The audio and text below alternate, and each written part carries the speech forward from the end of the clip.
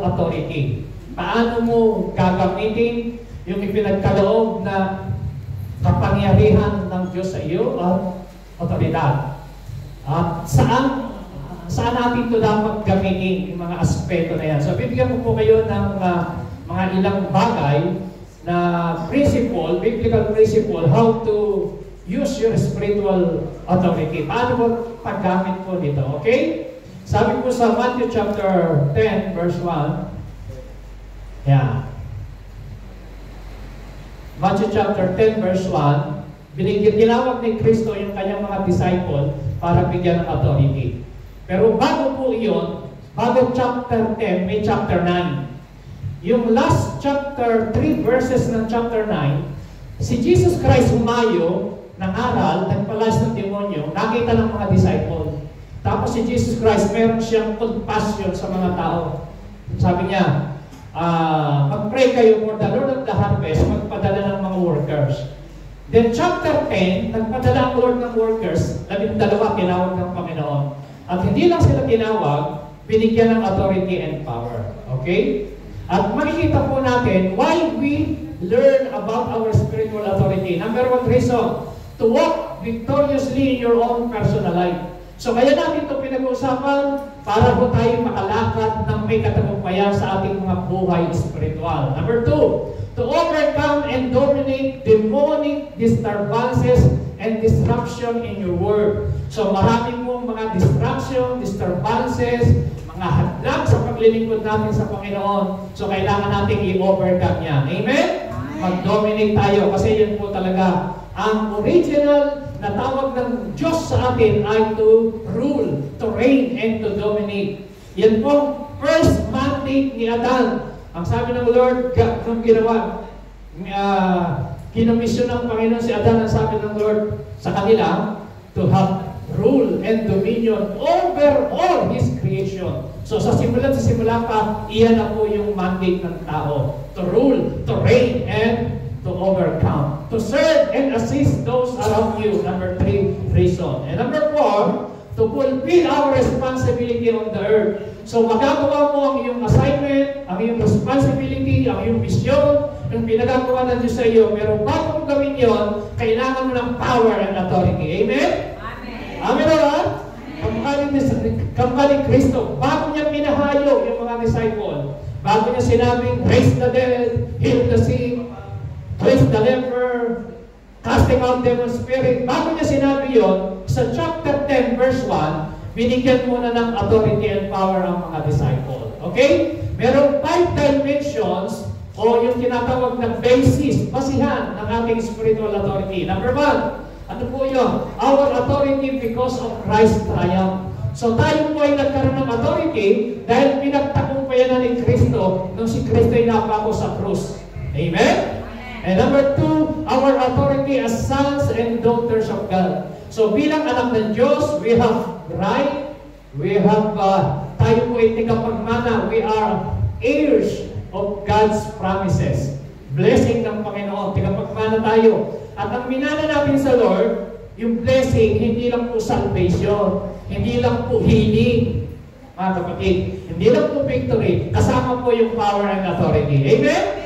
And number 3, our authority in Christ. Sabi natin, authority in Christ. Authority in Christ. So dahil tayo po ay na kay Kristo, we are now connected in Christ. So sabi nga ng 2 Corinthians 5:17, if anyone be in Christ, he is a new creation. The old has gone, the new has come. So tayo po nung naging kaisa ni Kristo, connected na kay Kristo, one with Christ. Sabihin natin, I am one with Christ. I am one with Christ. Everybody, I am one with Christ. I am one with Christ. So tayo po ay naging isa na kay Kristo, tayo po ay new creation, bagong nilalang, at positionally, alam niyo po, pag pinag-aralan niyo ang New Testament, makikita niyo po, positionally, we are forgiven, we are holy, we are justified, we are sanctified, we are healed. So, ang daming pangako ng Panginoon. We are dead with Christ, we are risen with Christ, and we are raised up with Christ, and seated with Christ in the heavenly realm. So yan po yung mga pangako ng Diyos. Ang tawag dyan, positional authority. And number 4, our authority as Christ representative. So yung pong tinutukoy dyan, bago pinahayo si Jesus Christ, bago siya magkaroon ng ascension, kailangan niya ng representative na hahayo ang mga disciple. Kaya binigyan niya ng authority. Ang tawag doon, delegated authority. Amen? Delegated. Ang tawag po roon ay power of attorney. Sabihin niyo, power of attorney. Power of attorney. Alam niyo po ba yung SPA? Ha? Ano yung SPA? Special Power of Attorney. Halimbawa ako, kami ni Joy, madalas humingi sa amin ng SPA yung kapatid niya na si Kapitana kapag may mga pinapaayos kaming bagay sa Pilipinas. So, ang tawag doon ay Special Power of Attorney. Siya yung may karapatang pumirma. So, siya yung ay gagawa ayon in our behalf sa aming parte. Siya po yung nag-aasikaso. Meron siyang power of attorney tinatawag. So, ganun po ang ginawa ni Lord. Binigyan niya ng power of attorney yung mga disciple bago niya pinahayo. At yung power of attorney na yan, hindi lang sa mga disciple, ang sabi ng Mark chapter 16, para sa mga mananampalataya. Amen? Amen. Amen ho ba? Amen. Nagsisimula pa lang ho tayo. Wala po tayo sa message. Review lang. Amen ba? Amen. Dahil tinuro ko po ito last Sunday. Our authority through the anointing. Okay? Now, dito po tayo mag-start ng mensahe. Acts chapter 3, verse 1 to 3. Sino ho nakapagbasa na ng istorya na ito na isang lalaking lumpo na ipinanganak na dinadala siya sa beautiful gate? Alam niyo po ba istorya na yan? Pamilyar po ba kayo? Hindi niyo po alam, basahin po natin at pakinggan po natin. Ito po ang istorya. One day, Peter and John were going up to the temple at the time of prayer at 3 in the afternoon. So si Pedro at si Juan papunta sa church. Anong oras? Alas 3. Ngayon, verse 2, now a man crippled from birth was being carried to the temple gate called Beautiful. So alam niyo po, maraming yung gate, ang Jerusalem, marami po yung gate, yung templo. Mga 7. At yung kaya tinawag na beautiful, talagang golden gate yun, magandang gate yun. At doon pumunta yung pinanganak na lumpo, namamalimos po siya. Binubuhat, maaari ng pamilya o ng kaibigan. Where he was put, nilalagay, tingnan nyo, where he was put every day to beg from those going into the temple court. So, imagine yun, araw-araw bubuhatin, pagkagabi, iuuwi, araw-araw yun. Ha? Imagine, para mamalimos. Ngayon nga, yung mga namamalimos o yung mga di nakakalakad, nauso na yung mga electric na wheelchair. At least kahit walang magbuhat, nakakarating. Nung panahon na yun, hindi mo siya electric wheelchair eh. Kaya binubuhat araw-araw. Okay, verse 3. When he saw Peter and John about to enter, he asked them for anong kailangan? Money. Sabi niyo po, money. Money. Alam niyo mga kapatid, merong mas importante kaysa sa pera. Amen. Naniniwala ba kayo? Amen. Alin ang mas importante, kalusugan o pera? Kalusugan. Ano ang mas importante, health o money? Health. Ano ang mas importante, health or eternal life? Eternal life. Ano ang mas importante, peace o health? Peace. Sabi niyo ba, Pastor, doble na lang. Peace. Alam niyo ho, pag ikaw ay may pera, hindi kayang bumili ng kapayapaan kahit may pera ka. Pero pag may Diyos ka, kaya kang bigyan ng kapayapaan at kaya ka pang bigyan ng pera. Hindi natin si Lord, kaya yun ang maganda. Pero kung tao na ito, pumupunta sa church, ang ina-expect lang niya, pera. Alam niyo po ba, sa Bible, ang tunay na prosperity, hindi mo pera. Ang tunay na prosperity, yung ikaw ay may kapayapaan sa loob mo at meron kang eternal life at ikaw ay may presensya ng Diyos. Pag natulog ka, ang sarap ng tulog mo. Amen. Ang isang araw, nagkukwento ko kami ni Joy, yun nasa bed. 3 minutes, sabi ko, sandali, mami, idlip lang ako, maghiga ako, pero nagkukwento ko.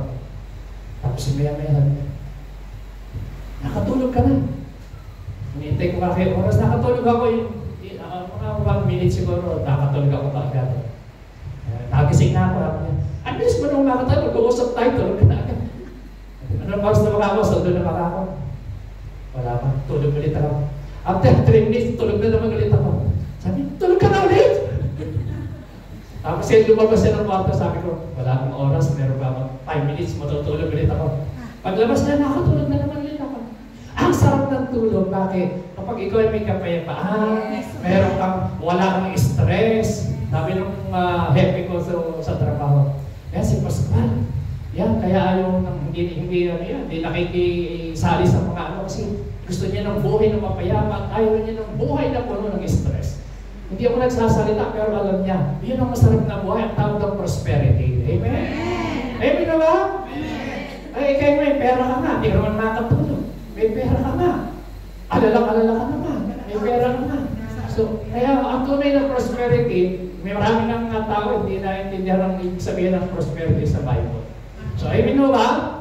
Okay, balik po tayo. Sabi po dyan, verse 4, kayong pumasa, samahan niyo po ako. Peter, look straight at him. As did John the Peter said, look at us. Sabi mo nga sa katabi mo, look at me. Anong tingin mo? Hello, tinayo, bakit? Tinayo, sabi ni. Ha? Mga kapatid, itong lalaki na ito, na pulubi, may kailangan pera. Ang sabi ni Pedro, look at us. Tingnan mo kami ni John. Hindi niya sinabing look unto Jesus, ha? Sabi niya, look at us. Tingin ka sa akin. Mga kapatid, dito kayo tingin sa akin. Ano nakikita niyo? Sabi niya, look at me. Sabi ni Jesus, ni Pedro at ni Juan. Ito ang sagot niya. Sabi niya, so the man gave them his attention. So, ang unang mga kapatid na ibinigay ni Pedro, hindi pera, attention. Sabi niya, attention. Attention. Anong kulang? Attention. Ano binigay? Attention. Alam niyo, may mga tao na hindi pala pera kailangan nila, pero nung ibigay attention. Kaya pala nagtatantrums lagi yan. Kaya pala yan ay laging galit. Lagi mainit ng ulo. Ay kulang ng Attention. May mga attention seeker talaga yan. Yung mga gumagawa ng paras. Ako dali. Parang yung mga bata. Alam niyo ba yung mga bata? Minsan eh, habang nakukuha yung attention ko, lalo naman yung ginagawa. Kasi gusto niya yung attention ko nasa kanya eh. So, ang unang ibinigay ni Pedro, mga kapatid, bagong miracle, bagong healing, bago kung ano pa, attention muna. Ang sabi ron, so the man gave them his Attention. I need your full attention sa oras na ito. Amen ba? Amen. Kasi ho, pagka nakapagbigay kayo ng full attention sa pakikinig, makukuha niyo yung susunod na mensahe. Amen. Pero sa attention pa lang, hindi niyo nakuha, yung susunod na sasabihin ko, hindi niyo na maiintindihan. Amen? Amen. Kaya una, attention muna. Kailangan undivided attention. Sabi natin, undivided attention. Okay. Para ready ka sa pangalawang sasabihin ko. Ang sabi ko dyan ni Pedro, tingnan niyo ho. So the man gave them his attention, expecting to get something from them. Verse 6. Then Peter said, silver or gold I do not have, but what I have I give you. In the name of Jesus Christ of Nazareth, walk. So makikita natin verse 6. Meron po tayong 4 na biblical principles na makikita natin diyan sa verse 6. Number 1, sabi niya, silver and gold I do not have, but I have. Sabi niyo, but I have. But I have. I have. So alam ni Pedro kung ano ang meron siya. Amen? But I have. Sabi niya doon sa kausap niya, kung ano yung meron ako, kung ano yung kinanggap ko, kung ano yung nasa sa akin. Hallelujah! Kung ano yung ini-enjoy ko, kung ano yung ibinubuhay ko, kung ano yung nasa sa akin, iyon ang ibibigay ko sa iyo. Amen. Wala akong pera, silver and gold, wala akong yan. Pero meron ako. At yung meron ako, kayang magbigay ng silver and gold. Hallelujah! Amen. Wala kang trabaho, pero yung meron ako, kayang magbigay ng trabaho. Hallelujah! Wala kang kapayapaan, pero yung meron ako, kaya kang bigyan ng kapayapaan. meron ako, kaya kang bigyan ng kagalingan. Yung meron ako, kaya kang bigyan ng provision and protection na kailangan mo. Wala kang papel, yung meron ako, kaya kang papelan niya. Amen. Amen? Anong sabi niya? I do not have, but what I have, I give you. You cannot give what you do not have. Kung ano yung meron ka, yun ang ibibigay mo. Amen? Amen. Amen? Amen. In the name of Jesus Christ of Nazareth, walk. So, anong niyo makikitang lesson dito? Una, sila Pedro, alam niya ang kanilang authority. Alam niya ang authority niya. Pangalawa, alam niya, kasi sabi niya, what I have, I give you. So, alam niya kung ano yung meron siya. Sino? Anong meron siya? Meron siyang kapangyarihan and authority in the name of Jesus. Amen? Walang makamata sila? Ganun yung nangyari. Verse 7. Taking him by the right hand, he held him up, and instantly the man's feet and ankles became strong. Verse 8. Hindi lang ho niya ipinag-pray. Pansinin niyo ho, ipinag-pray ba ni Pedro? No. So authority commands.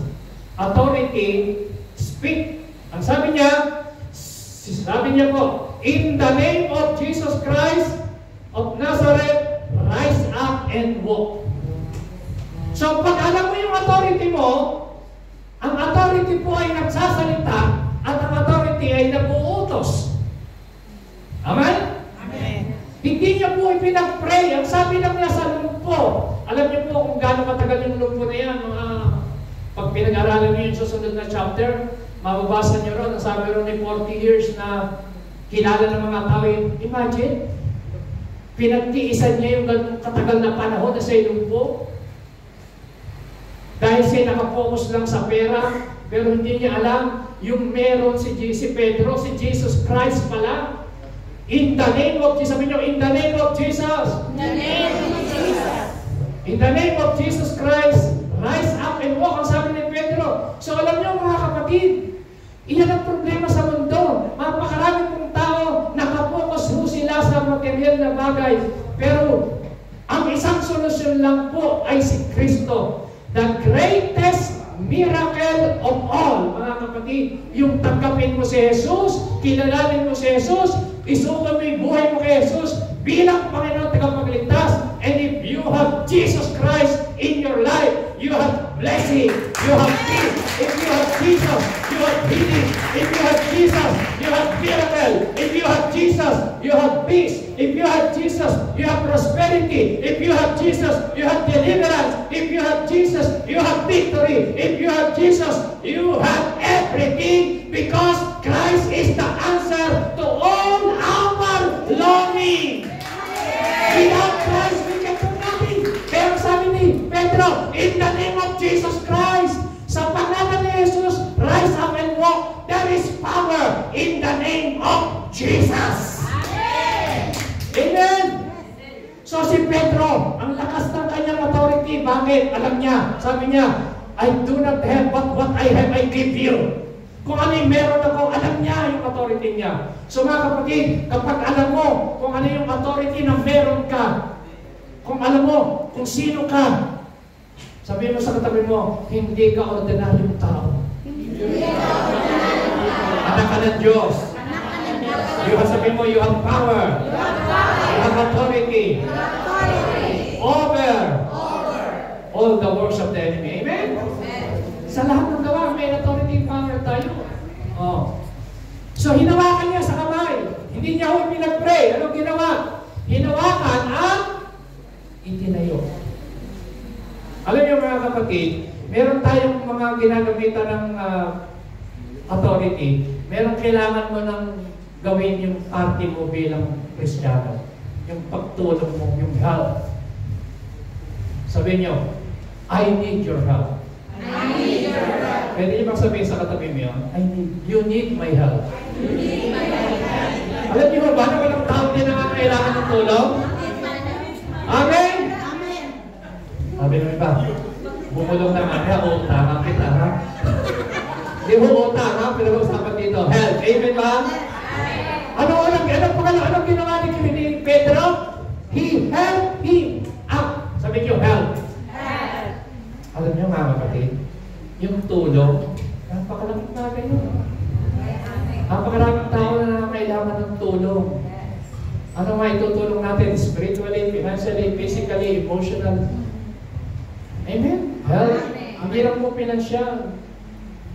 So, he helped him. Alam niyo, nung tinulungan niya, lumakas ang mga tuhod at tumayo. Hinawakan lang niya. Alam niyo, may mga tao, kaya pala nanghihina, kaya pala nanlulupay-pay, kaya pala estresado, kailangan mo lang tulungan. Naghihintay ng help. Tulong ang kailangan natin. Amen? Ano nangyari? Lumakas yung paa. Lumakas yung bukong-bukong, yung tuhod. Naging strong, sabi ron. At nilang yun, verse 8, he jumped to his feet, pumuntot pagdalaw. Tapos ano nangyari? And began to walk. Oh, sumunod na sa kay Pedro. Pumunta sa church. Jumping, walking, leaping, and praising God. Alam niyo ba napakaraming tao ay lumpo? Alam niyo yung lumpo, ibig sabihin lumpo, dahil sa kasalanan ng tao, hindi makapunta sa church, kailangan buhatin.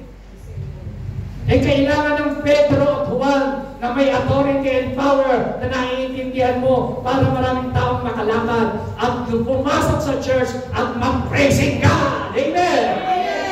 May katabi mo na yan, dating lumpo yan, dating pila yan, dating binubuhat yan, pero ngayon nandito sa loob ng church, lumulundag, tumatalon, at nag-praising God. Hallelujah!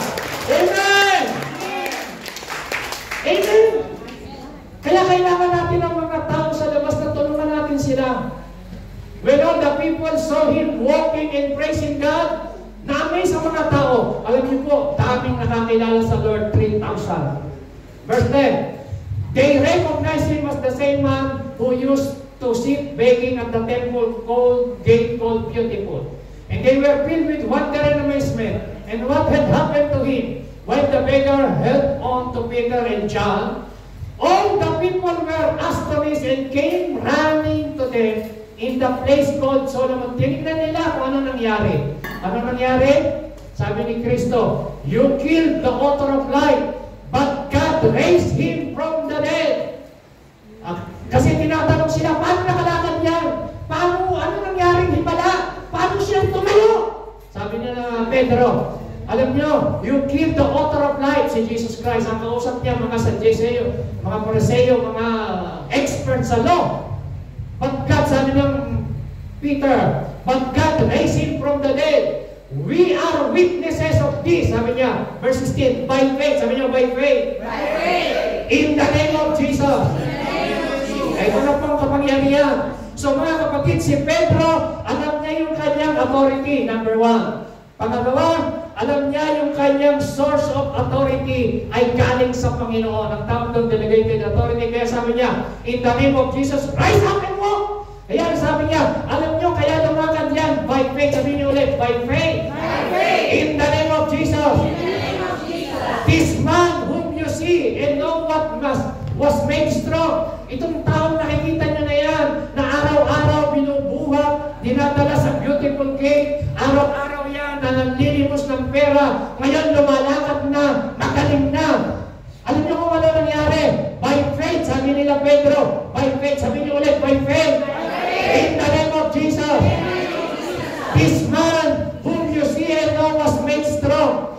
It is Jesus' name and the faith that comes through him that has given this complete healing to him, as you can all see. So kaya yan bumalik, kaya yan nakalakad, hindi dahil sa akin, hindi dahil sa amin, kundi dahil by faith in the name of Jesus, nakalakad siya. Hallelujah. There is power in the name of Jesus. Amen. Amen ba? So yan yung authority. Ang paggamit ng authority, mga kapatid, pangatlo, there is authority in the name of Jesus. Amen? Amen? na bagay ang lesson. Number 1, they knew their authority. Number 2, they used their authority. Number 4, they spoke with authority. Sabi niya, in Jesus' name, rise up and walk. Number 4, they know the source of their authority in the name of Jesus. Amen? Amen? Palakpakan natin ang Panginoon. Hallelujah. Now, yung apat na lesson na yan, how do we exercise our authority? Sabihin natin, we exercise our spiritual authority by speaking words of command in the name of Jesus by faith.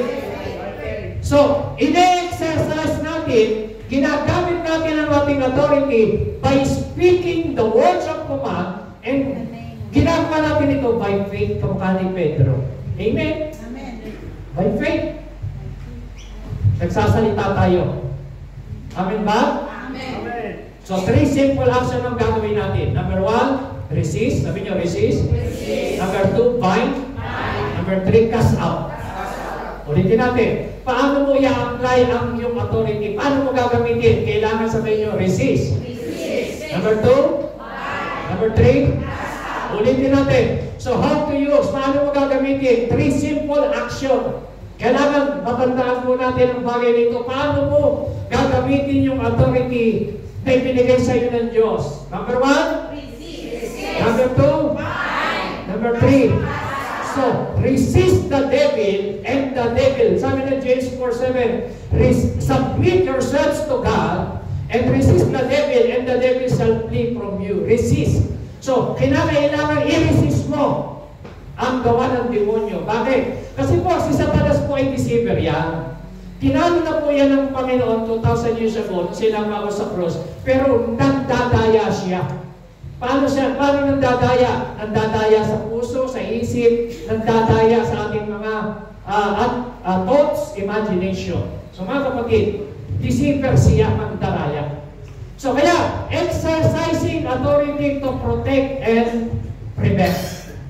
Resist the devil. Sabi niyo, resist the devil. Resist the devil. So, kailangan i-resist mo. Resist. And number 2, bind and loose. Binding and loosing. Pull down. Exercising authority to stop or destroy. Kailangan pagigilid mo o i-destroy mo yung ginagawa ng kaaway sa buhay mo, sa asawa mo, sa anak mo, sa pamilya mo, sa sitwasyon mo. Okay? Number 3, cast out, exercising authority to advance. Yeah. So example, yan ho, James 4:7. Sabay natin basahin.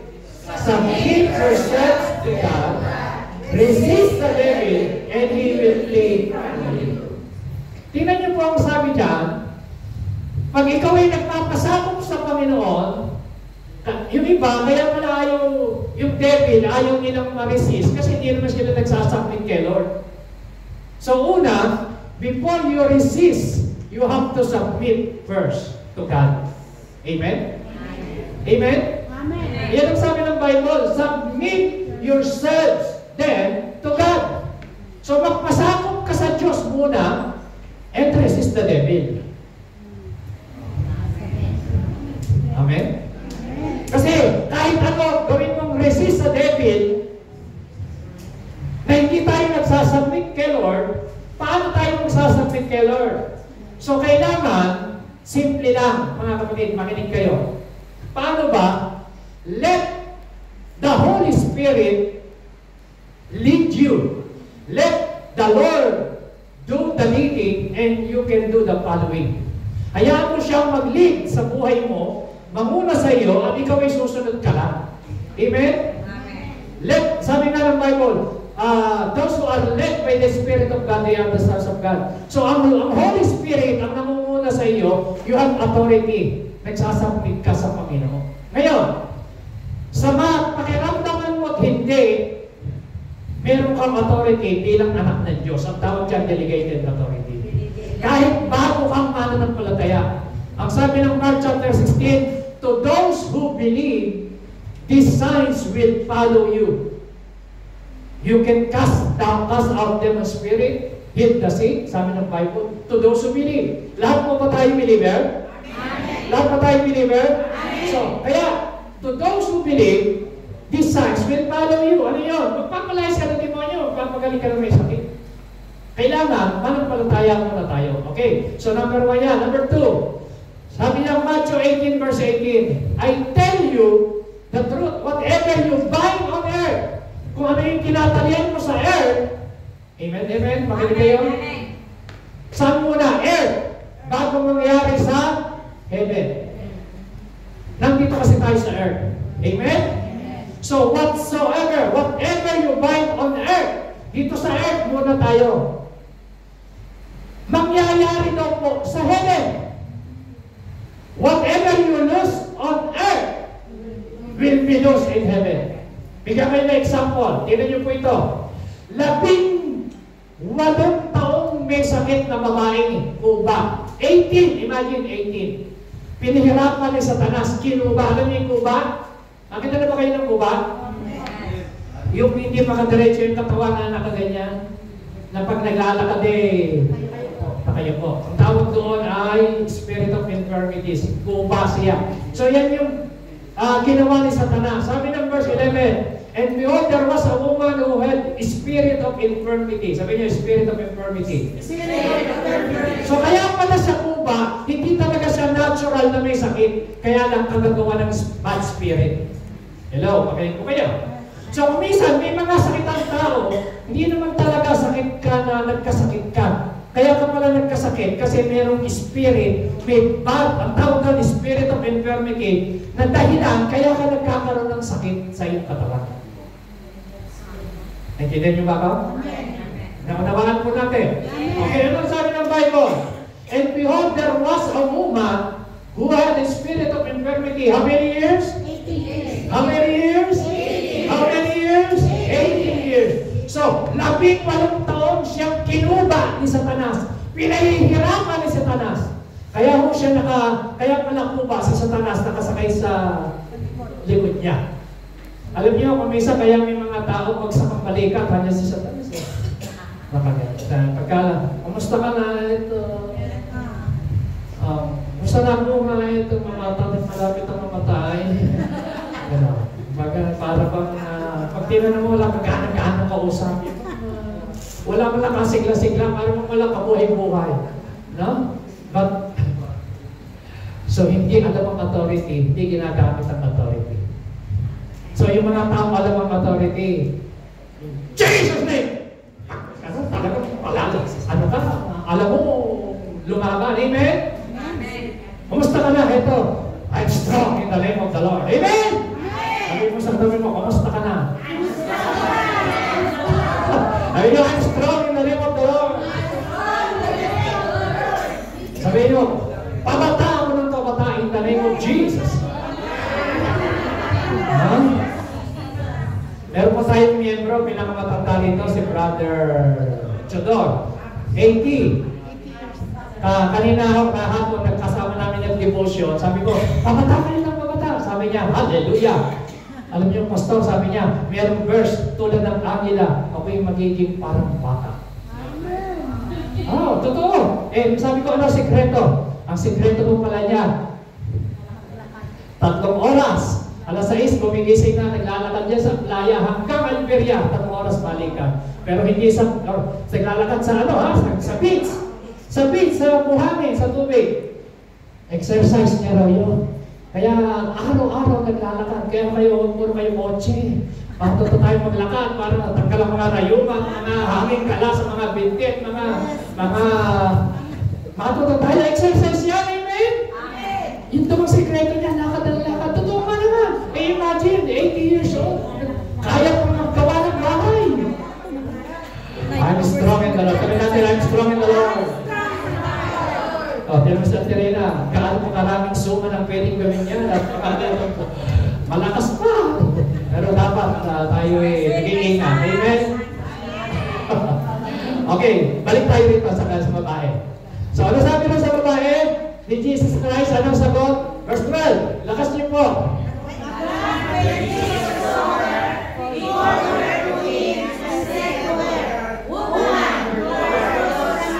Ito ang gusto ko. Sabi niya yung Jesus Christ sa babae, hindi niya pinag-pray niya, sinabing, babae, idinadalangin ko na mauna katawan. Hindi gano'n.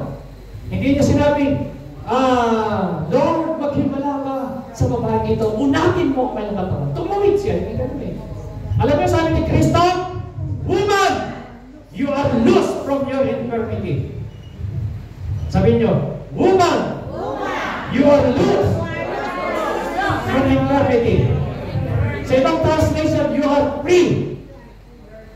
Alam mo ginawa ni Kristo, dahil alam niya yung authority niya, idineclare lang niya, sinabi lang niya, you are free in your infirmity, from your infirmity. Malaya ka na sa pangalan ni Jesus.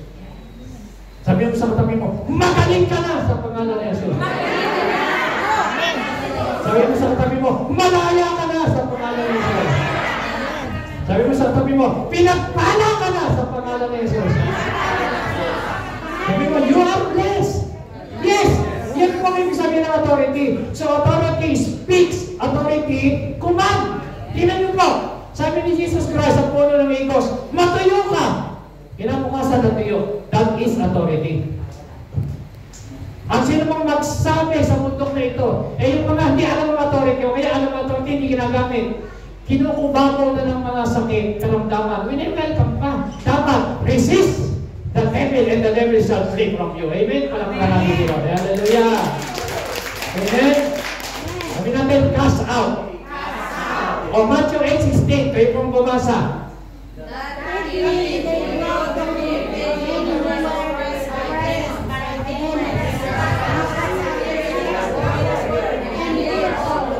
So, maraming may sakit dinala kay Kristo. Right? Oppressed by the devil. Anong ginawa ni Kristo? He cast out the spirit with a word. With a word. The authority speaks with a word. So mga kapatid, gusto kong maintindihan nyo, ang Word of God, ito po ay tinatawag na spiritual law. Sabi niyo, spiritual law. Spiritual law. Dito po sa lupa, sa earth, meron pong tinatawag na natural law o yung batas ng traffic law na tinatawag, natural law. Ang law, mga kapatid, ang batas, ito po ay constant and ito po ay para sa lahat. Amen? Dapat natin maintindihan. Pero sa Bible, dapat nyo maintindihan, ang Word of God, ito po ay spiritual law. Sabi nyo, spiritual law. Spiritual law. Sabi sa Bible, ni Jesus ng Lord, sa Psalms, sabi niya, kapag sinabi niya ang kanyang salita, ito po ay covenant and I will not violate my word, sabi ng Panginoon.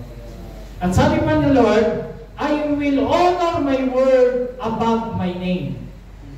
Nasa Bible po yun. Na kapag nagsalita ang Diyos, 7 times, the word of God purified. Kaya nga, heaven and earth shall pass away, but the word of God shall not pass away. Kasi po ang word of God inspired by the Holy Spirit. Amen? So, okay, makinig kayo. Ito pong principles.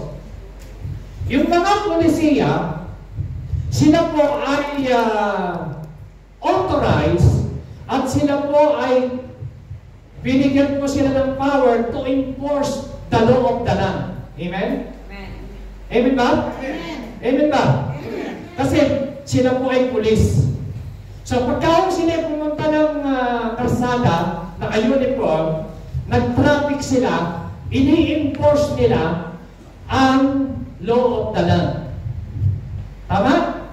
Pag may mga magnanakaw, hinuhuli ng masamang tao. So yun po ang gawain ng mga polisiya, to enforce the law of the land. Alam niyo mga kapatid, bilang anak ng Diyos, dapat natin maintindihan, dahil meron kang authority and power, ang gawain natin, to enforce spiritual law. Ipatupad natin ang spiritual law. Ang spiritual law po ay Word of God. Amen. So kaya kapag alam yung authority mo, kaya sabi niya ni Jesus Christ, He cast out the spirit with a word. With a word. And healed all who were pinagaling niya. So ang Word of God, kaya nga di ba sabi ng Book of Psalms, He sent forth His word and healed them from their destruction. Pinagaling sila. So mga kapatid, pagpapatupad ng Word of God, halimbawa, si Satanas nambubulo sa iyong mga anak, sa iyong pamilya. So ipatupad mo yung sinasabi ng salita ng Diyos, enforcing spiritual law by speaking the Word of God sa iyong pamilya. Amen? Sa pangalan ni Jesus, ipinatutupad ko, sabi ng salita ng Panginoon, no weapon formed against my family, no weapon formed against me shall prosper in Jesus' name. Amen? Sabi ng Word of God, sa Deuteronomy 28, I am blessed when I go out and I am blessed when I come in. So, pinatutupad ko sa pangalan ni Jesus, I am blessed. Amen? So, enforcing, pag may mga sakit, may karamdaman, ipatupad mo, enforcing the law. So, ang ating naintindihan niyo mo ba? Ang ating responsibility and obligation is to enforce, ipatupad natin ang spiritual law. Ang Word of God is spiritual law. Amen? So yung mga polisiya, mga kapatid, meron silang authority and power na ipatupad ang law sa land. Ganun din po tayo. So, problema natin, kapag hindi mo pinatutupad, ini-enforce yung law ng Panginoon, spiritual law. Ipatupad natin ang spiritual law sa ating pamilya, sa ating sarili, sa ating buhay, sa ating sitwasyon. Amen? Amen, Amen po ba? Amen. So our authority, sabi nyo, our authority is in the name of Jesus. It's our right to use His name. Ulitin natin, our authority is in the name of Jesus and our right to use His name. So binigyan tayo ng power of attorney, ng right na gamitin yung pangalan ni Jesus. Sa totohanan, mga kapatid, yung pangalan ni Jesus very powerful yan. Amen?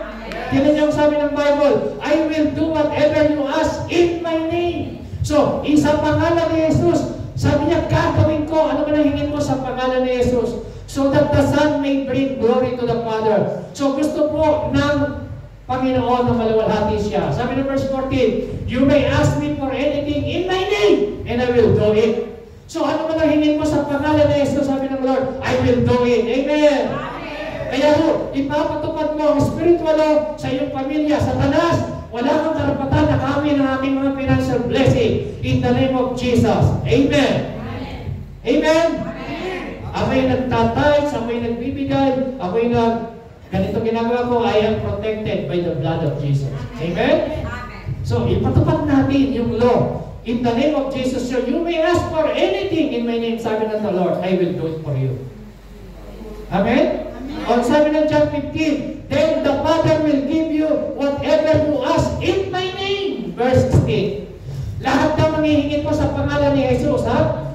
Ay may kapangyarihan. Sabi niyo, there is power in the name of Jesus. There is power in the name of Jesus. Kaya si Pedro, nung sinabi niya sa lumpo, in Jesus' name, rise up and walk. Tumayo siya. Bakit? Alam ni Pedro, there is power in the name of Jesus. Palakpakan natin ang Panginoon. Yes. Alam niya na may power sa pangalan ng Panginoon. So mga kapatid, gusto ko maintindihan niyo, sabi ng verse 9 ng Philippians chapter 2, therefore, God exalted Him to the highest place. Sino yun? Si Kristo. And gave Him the name that is above every name. Amen po ba? Amen. Anong pangalan ni Kristo mas makapangyarihan sa lahat ng pangalan? Ano? Silakas niyo, basahin niyo yung verse 10.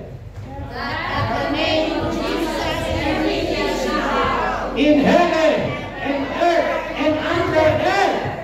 So, napakarino po ang Bible, mga kapatid.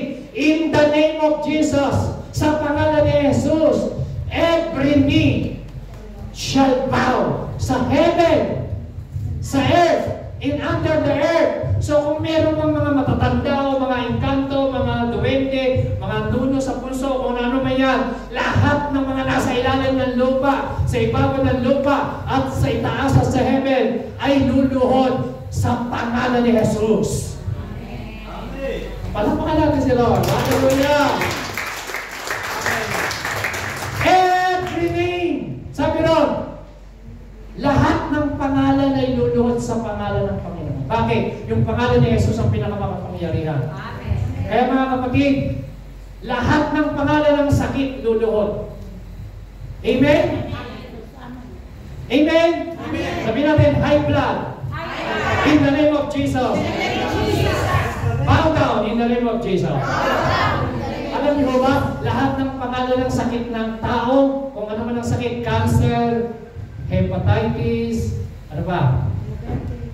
Ano ba? Diabetes, ano ba? Bigay kayo ng pangalan ng sakit. Cholesterol, sakit sa puso, TB, ano? Gayuma, ano ba?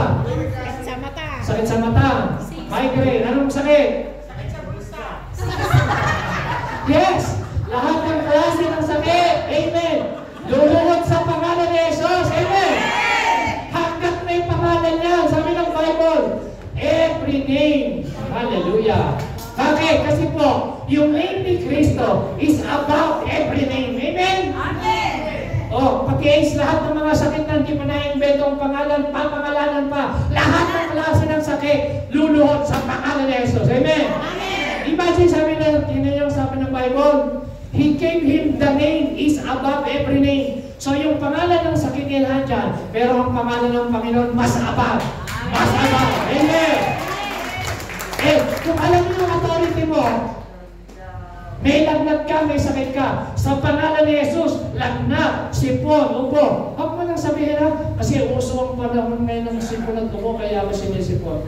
Walang uso sa Panginoon. Magka ikaw ay may authority and power, kahit tagulan, kahit tagaraw, kahit kung panahon ng pollen, hindi ka ma-allergy in Jesus' name.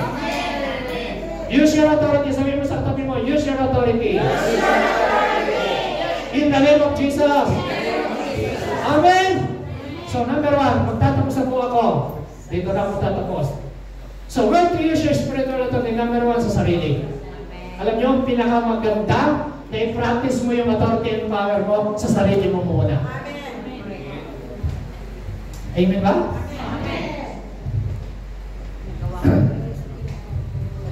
Ano number one? Sa self.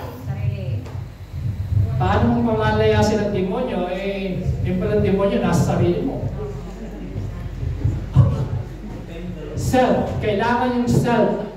How can you lead others if you cannot lead yourself? Amen? Kaya ang tawag dyan ay self-discipline. Sabi niyo, self-control. Naku, isang araw, ano? May dumating akong balita, bad news. Lahat daw ng aming mga karaniwan ng aming mga ancient mango daw eh, sinunog at ginawang uling. Eh walang ang masakit daw, walang kabisa. Naku, talagang nakakagalit. Kaya ang minimeditate ko pa naman eh, how to use your spiritual power and authority over yourself. Sabi ko, paano ako mag-react? Kaya kailangan self-control. Sabi niya, self-control. Alam niyo mga kapatid, kapag ka natutuhan mo yung self-control, sabi sa Bible, mas maganda raw ang isang tao na may self-control kaysa ikaw yung maging warrior. Yes. Nasa Bible yun, ha? Mabigyan kayo ng example na sa akin ng verse. Basahin pa na natin ito. Sana ba? Baliktad.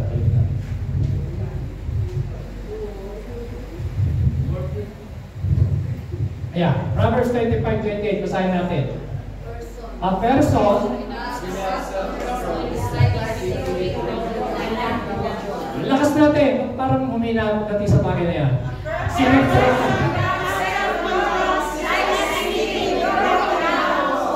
So yung tong tao na walang self-control ay parang city na broken down wall. Isang city ka na wala kang bakod. Nakakita na po kayo ng bahay na walang bintana at walang pinto? Meron. Yung ginagawa pa lang. Di ba? So, pagka walang bintana at walang pinto, madaling pasukin ang magnanakaw. Right? Yes. Right? Amen? O ang isang tao na walang self-control, madaling pasukin ng kaaway. Kaya sa ibang translation, whoever has no rule over his own spirit is like a city broken down without walls. Kailangan ang una mong i-practice yung spiritual power and authority over yourself. Kaya nga, isa sa fruit of the Holy Spirit is self-control. Paano mo kontrolin ang iyong galit? Paano mo kontrolin ang iyong emosyon? Lalo na kung meron kang among nakakainis, kasamahan sa trabaho nakakainis, kasamahan waiter nakakainis, at kung minsan hindi nga, kasamahan pa sa church nakakainis. Diba? Ngayon, paano mo ipapractice yung fruit of the Holy Spirit? Kailangan mo ng authority and power. Bago mo i-practice kay Satanas, sa sarili mo muna. Yes. Amen? Ngayon, kung hindi nyo pa rin yan maintindihan, simulan mo sa maligid na bagay. Simulan mo i-practice na kontrolin yung iyong dila. Ang sabi ng James, ang nagpipigil, may mga tao raw na napapaamo yung maiilang at mapapangis na hayop, pero mga tao yung kanilang dila, hindi nila makontrol. Yung dila, ginagamit sa pagpupuri sa Diyos, paglabas ng church, ginagamit sa panlalait sa kapwa. Yung dila, ginagamit sa pagka-curse, ginagamit paglabas sa church sa blessing, baliktad. So dapat, lumabas sa bibig yung mapait at matamis. Dapat curse and blessing ang lalabas sa dila. Amen? So, ang una para magkaroon tayo ng self-control, kailangan submit yourselves to God. Amen? Amen? Kasi, ang authority and power, ang pinakamaganda mong i-exercise yan sa sarili mo muna. I have authority. Hindi ako magagalit, hindi ako magre-react. Alam niyo, pagkaganyan nung kayo, punta kayo ng trabaho, bago kayo pumunta ng trabaho, mag-declare muna kayo. Ano man ang marinig ko sa aking kasamahan, ano man ang marinig ko sa aking mga amo, hindi ako mag-react, hindi ako magtatampo, hindi ako magagalit. So, pinapractice mo na yung authority and power over yourself. Amen! Amen! So, pag na-encounter mo na, pagdating mo sa trabaho mo na kasi bangot, sinabi mo na, naunahan mo na, na-practice mo na yung authority and power over yourself. Palakpakan natin ang Panginoon. Amen? Aminayatan ko lang kung sasalpon ko lang. Amen! Ang unang mong pagpapractice nakita ko, first place, that you have to practice power and authority over yourself. Sa sarili mo. Huwag sa ibang tao. Bakit? Kasi ang problema natin, sarili natin. Self. Kaya nga, sabi ng 2 Timothy 1:7, but God did not give us the spirit of fear, but love, power, and self-discipline. Sabi niyo, self-discipline. Self-discipline. So, magsimula tayo ng self-discipline. Self-discipline. Amen? Disiplinado sa gising, disiplinado sa tulog, disiplinado sa pagkain. Self-discipline. Pastor, ayaw kong tumaba. Kain ka naman ang kaya ng bawal, ayaw kong tumaba. Pastor, diet ako ngayon. Diet o daya? So mga kapatid, ang tawag doon, self-control. Sabi niyo, self-control. Self-control. O, pagharap niyo, buffet. Di ba? Pagkain, buffet. Meron akong authority and power over the enemy. Yes. Pero bago sa enemy, sa sarili mo muna i-practice mo. Meron akong self-control. Titignan ko lang to, pero hindi ko titikman. Amen. Sabi niyo, self-control. Alam niyo, ang number one na natin dapat natin self-control, yung galit.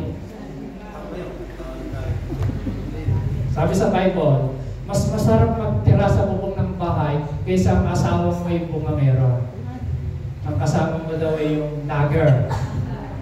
Kaya maganda yung sinabi ni Solomon, mas gusto mo raw niyang makasama yung mga ibon at mga ipis sa ibabaw ng kesape kaysa sa kasama niya yung bumangera na nagger. So mga kapatid, self-control, control your tongue. Amen? Amen ba? Huwag agad nagmamarites. Tama? So mga kapatid, yung authority and power and practice mo natin sa ating sarili. Amen? Pangalawa, tingnan niyo po sa sitwasyon. Sabi niyo sitwasyon. Ano ba yung sitwasyon mo? Nanggugulo, pinibigyan ng mga sakit, nag-away-away, disunity. Practice mo. Alam niyo si Kristo, yung mga disipulo, takot na takot. Malulunod na sila. Pinaractice ni Kristo yung authority niya. Mark chapter 4 verse 39. Sabi roon, ginising siya ng mga disipulo. Ano ginawa niya? He rebuked the wind. Sabi niyo, rebuke the wind. Rebuke the wind. Lakas niya, rebuke the wind. Rebuke the wind. And said to the waves. Imagine, tingnan niyo po ito mga kapatid. Si Kristo kinausap yung hangin at kinausap yung alon. Sino ang makakapagpasunod sa hangin at alon? Nakita niyo po ba yung hangin? Hindi niyo naman nakikita. Nakita niyo yung alon sa dagat? Uutusan mo? Si Lord lang nakakapagawa niyan. He said to the wind. Pero mga kapatid, ano pinakikita rito ang lesson? Si Kristo kasi, alam niya yung authority and power niya. Amen? Amen. Yan niyo po. Anong sabi niya? Quiet! Be still. So mga kapatid, kapag inaatake kayo ng mga trials, mga problema, mga kung ano-anong mga pangit na sitwasyon, patahimikin niyo. Sabi niyo, problema, tumigil ka na sa buhay ko in Jesus' name. Jesus' name. Pagkugulo, sakit, karamdaman, lumayas ka na sa pamilya ko in Jesus' name. So kailangan use your authority. Amen. Amen. Be quiet. Sabi niyo, be quiet. Be quiet. Be still. So, patahimikin niyo yung bagyo sa iyong buhay. Yan, sa mga disipulo, takot na takot kasi binabagyo. Pinahampas ng malakas na hangin. Alam mo, ginawa ni Kristo, kinausap yung waves. Kinausap yung waves. Kinausap yung hangin. Imagine, the wind died down and it was completely calm. Ano sabi ng mga disciple, verse 40? Lakas niyo. Why are you so afraid? Do you still have no faith? Verse 41. They were terrified and asked each other, who is this? Even the wind and the winds obey him. Nakita niyo yung hangin at saka ho yung alon sumusunod kay Kristo. Bakit? Dahil si Kristo alam niya, siya po ay anak ng Diyos, siya po ay may authority and power. Amen. Alam niyo mga kapatid, pag alam mo yung authority and power, ang demonyo susunod sa iyo. Amen? Kailangan patahimikin nyo ang mga nagugulong sitwasyon sa buhay nyo. In Jesus' name, be quiet, be still. Ganyan mo. Sakit, karamdaman, wala ka ng karapatan sa aking buhay. Alam ko ang aking authority. Alam ko ang salita ng Diyos. Ako'y anak ng Diyos. So number 1, exercising your authority over yourself. And number 2, over your situation. And number 3, over Satan. Tatlo po yan. So tayo pong lahat ay tumayo. Mga kapatid, i-practice natin, gamitin natin ang ating authority sa sarili, sa sitwasyon, at kay Satanas. Si Satanas, wala tayong problema kasi tinalo na yan ni Kristo. Amen? Amen ba? Ang problema natin yung self. Self. Sabi niyo po, self. Tayo po lahat ay tumayo. Hallelujah. Tayo po ay manalangin, mga kapatid. Hallelujah. Thank you, Jesus. Hallelujah. Thank you, Jesus. Thank you, Lord. Ano man ang